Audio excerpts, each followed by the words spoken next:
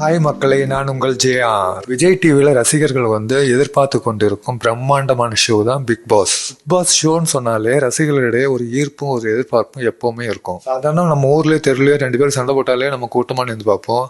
அது இது 2 செலிபிரிட்டிஸ் சண்டை போடுறாங்கன்னு வச்சுங்களேன், இன்னும் அது வேறு த்ரில்லிங்காக இருக்காது நம்மளுக்கு. ரெண்டாவது மெயின் ரீசன், நம்ம பார்க்குற செலிபிரிட்டிஸோட உண்மையான குணமும் நடவடிக்கையும் எப்படி இருக்குன்னு சொல்லிட்டு ஒரு ஆர்வம். மெயினாக இந்த 2 காரணத்தால் தான் ரசிகர்களிடையே இந்த ஷோ பெரிதும் எதிர்பார்க்கப்படுது. Bigg Boss season 8 September last வாரத்திலே இல்லை அக்டோபர் முதல் வாரத்திலே தொடங்க இருப்பதாக விஜய் டிவிலேருந்து ஒரு பேச்சு அடிப்படுது. பிக் பாஸ் சீசன் 8 யார் தொகுப்பாளராக வரப்போறாங்கன்னு ஒரு பெரிய சர்ச்சையாக போயிட்டு இருந்தது. ஒரு செட் ஆஃப் ஆடியன்ஸ் சிம்பு தான் வரப்போறாரு, இன்னொரு செட் ஆஃப் ஆடியன்ஸ் சேதுபதி அவர் வந்தால் நல்லா இருக்கும். ஏன் ஆடியன்ஸ் இடையே இவ்வளோ கருத்து வேறுபாடு? சீசன் 1லேருந்து சீசன் 7 வரைக்கும் கமல் சார் தானே ஹோஸ்ட் பண்ணாரு.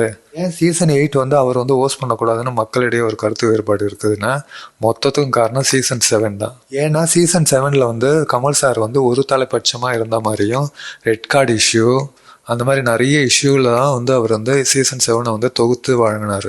6 சீசனை கமல் சார் தொகுத்து வழங்கினார். எந்த பிரச்சனையும் இல்லாத ஸ்மூத்தாக போயிட்டு இருந்தது. 7வது சீசனில் கண்டஸ்டன்ட் வச்சு செஞ்சாங்களோ இல்லையோ கமல் சாரை வச்சு ட்ரோல் பண்ணி விட்டாங்க. விஜய் டிவி இதெல்லாம் பெரிய விஷயமா எடுத்துக்கல. நம்மளுக்கு டிஆர்பி தானே தேவைப்படுது.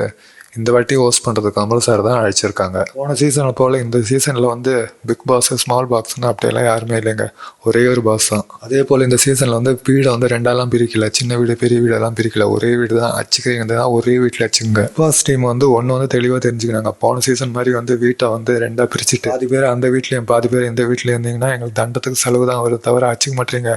அதனால் இந்த வாட்டி ஒரே வீடு தான், அச்சுக்கிறதா இருந்தால் ஒரே வீட்டில் வச்சுங்க, எங்களுக்கு டிஆர்பி ஆகணும், அவ்வளோதான். இந்த சீசனில் இவங்க தேர்ந்தெடுக்கிற போட்டியாளர்கள் எல்லாரும் சர்ச்சைக்கு கொஞ்சம் கூட பஞ்சம் இல்லாதவங்க தான். சர்ச்சைகள் கூகுளில் சர்ச் பண்ணாலே இவங்க பேருங்க தான் ஃபர்ஸ்ட் வருமே. பாஸோட வாய்ஸே ஒரு அட்ராக்டிவும் ஒரு கெத்தாகவும் இருந்தது.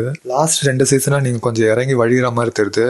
நீங்கள் பழைய மாதிரியே கெத்தாக இருங்க, அதான் எங்கள் ஆடியன்ஸ் பிடிச்சிருக்கு. மக்களை வீடியோ பார்த்துட்டு இருக்க நேரத்தில் ஒரு லைக்கும் போடுங்க, மறக்காம நம்ம சேனலை சப்ஸ்கிரைபும் பண்ணிடுங்க. தம்பியோட ஒரே ஒரு ரிக்வஸ்ட் இதாங்க, அதை கொஞ்சம் மறக்காம பண்ணிடுங்க. இந்த நம்பிக்கையோட வீடியோ அப்படியே கண்டினியூ பண்ணுறேன். சீசன் 6 7 அவ்வளோ இன்ட்ரெஸ்டாக போகல, போரிங்காக போச்சு.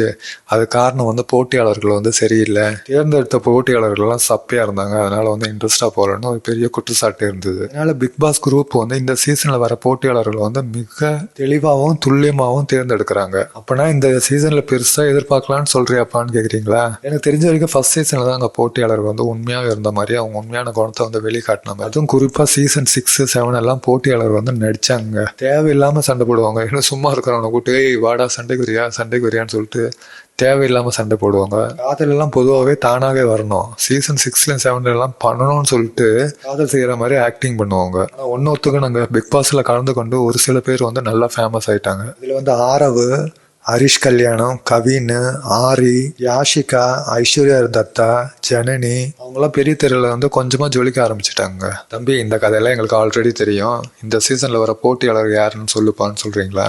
சொல்லிட்டா போச்சு. லிஸ்ட்ல ஃபர்ஸ்ட் வரவங்க அமலா ஷாஜி. இவங்க மலையாளம் பிக் பாஸ் சீசன் 5ல ஒரு போட்டியாளராக கலந்து கொண்டவங்க. இப்போ இவங்க இன்ஸ்டாகிராம்ல ரொம்ப ட்ரெண்டிங்காகவும் இஷ்யூவாகவும் வளம் வந்துட்டு இருக்காங்க, மலையாளத்து பெண். இந்த லிஸ்ட்ல 2வது அடிப்படுற பேர் மாகாப்பா. இவர் விஜய் டிவில ஃபேமஸான தொகுப்பாளராக இருக்காரு. இவர் வரத்துக்கு நிறைய சான்ஸ் இருக்கு. நம்ம லிஸ்ட்ல 3வதா இருக்கிறவங்க சோனியா அகர்வால். இவங்க ஆடிஷன் போயிட்டு வந்துக்கிற மாதிரி ஒரு இன்ஸ் காதில் கேள்விப்பட்டிருக்கோம். அதே போல சிவாங்கி கலந்துக்க போறாங்கன்னு சொல்லிட்டு விஜய் டிவி வட்டாரங்கள் சொல்லப்படுது.